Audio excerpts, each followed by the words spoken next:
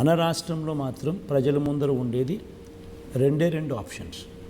ఒకటి, విలువలు విశ్వసనీయతకు ఓటు వేస్తారా, లేక మోసపోయి అబద్ధాలకు ఓటేస్తారా.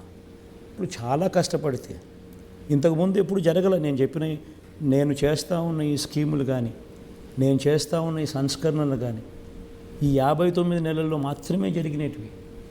ఇంతకుముందు ప్రభుత్వంలో, చంద్రబాబు ప్రభుత్వంలో ఇవన్నీ ఏవీ లేవు.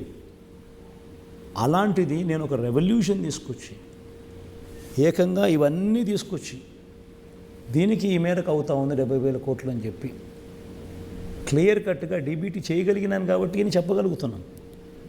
అలాంటిది ఇంతే అవైలబుల్గా ఉంది అని తెలిసి ఉన్నా కూడా 1,65,000 అటువైపున అబద్ధం చెప్తూ ఇంపాసిబుల్ అటువంటి డబ్బులు తీసుకొని రావడం అని తెలిసి